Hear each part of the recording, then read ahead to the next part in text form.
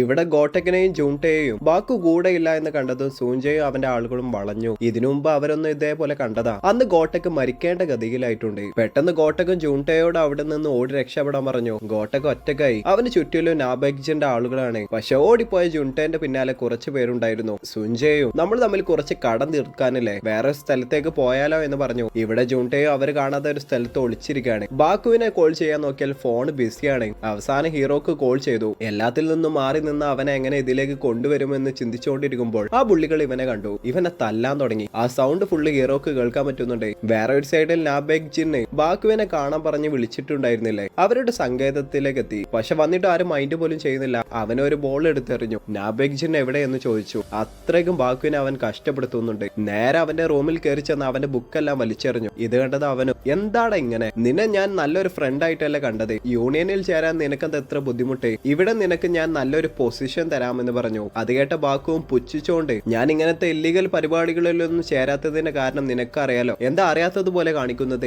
നീയാണ് കാരണം, എനിക്ക് നിന്നെ കണ്ണെടുത്താലേ കണ്ടുടാ എന്ന് പറഞ്ഞു. ഇപ്രാവശ്യം നീ എന്താ ചെയ്തതെന്ന് ചോദിച്ചതും സൂഞ്ചയോട് ഞാനൊന്ന് ഗോട്ടക്കിനെ പോയി കാണാൻ പറഞ്ഞിരുന്നു എന്ന് പറഞ്ഞു. ദേഷ്യത്തിൽ അവനെ അടിക്കാൻ നിന്നതും എന്തോ കാരണം കൊണ്ട് അവന് ചെയ്യാൻ പറ്റുന്നില്ല. പുറത്തു വന്നതും നാബെഗ്ജിൻ നിന്നോട് പോകാൻ പറഞ്ഞിട്ടില്ലല്ലോ എന്ന് പറഞ്ഞ് അവന്റെ ആളുകൾ അവനെ തടഞ്ഞു നിർത്തി. വേറൊരു സൈഡിൽ ഗോട്ടക്കും സൂഞ്ചയും ഭയങ്കര ഫൈറ്റാണ്. ഗോട്ടകന് അവനുമായിട്ട് ഒന്നും മുട്ടി നിൽക്കാൻ പോലും പറ്റുന്നില്ല. കൂടാതെ ജൂൺടയും പിടിച്ചു കൊണ്ടുവന്നിരുന്നു. ബാക്കും ഓരോരുത്തരെ ഒറ്റയടിക്ക് തന്നെ താഴെ ഇടുന്നുണ്ട്. 4 പേർ ചേർന്നാണ് ഈ യൂണിയൻ തന്നെ ഫോം ചെയ്തത്. അതിൽ നാബെഗ്ജിൻ, സൂഞ്ചെ, പിന്നെ ഇവര് 2 പേരുമായിരുന്നു. അവരെ ഇടിക്കാൻ വന്നതും നാബെഗ്ജിൻ വന്നു. ഇറങ്ങി പോകാൻ പറഞ്ഞു. അതിൽ ബാക്കുവും, നീ അങ്ങനെ വലിയ ആളാകേണ്ട, ഇനി കുറച്ചു നേരം കൂടി ഉണ്ടായിരുന്നെങ്കിൽ ഇവന്മാരെ ഞാൻ കൊന്നു കളയുമായിരുന്നു എന്ന് പറഞ്ഞു. എന്നിട്ട് പെട്ടെന്ന് തന്നെ ഗോട്ടക്കിനെയും സൂഞ്ചയെയും രക്ഷിക്കാൻ ഓടി വന്നു. പക്ഷെ അവർ എവിടെയാണെന്ന് പോലും അവനറിയില്ല. ഹീറോയും അവർ എവിടെയാണെന്ന് അറിയാൻ വേണ്ടി ജൂൺടയെ കോൾ ചെയ്യുന്നുണ്ട്. പക്ഷെ ഫോൺ എടുക്കുന്നില്ല. പെട്ടെന്ന് സൂഞ്ചയെ വീണ്ടും ആ ഗോട്ടക്കിനെ തല്ലി കൊല്ലാനാണോ അവിടേക്ക് കൂട്ടിക്കൊണ്ടുപോയതെന്ന് പറഞ്ഞ് 2 പേര് നടന്നു പോകുന്നത് കണ്ടു. ഇവിടെയും ഗോട്ടക്കിനെ തല്ലുന്നത് അവർ വീഡിയോ എടുത്തോണ്ടിരിക്കുകയാണ്. അത് കണ്ട് പാവം തോന്നിയ ജൂൺടയെ നിർത്തു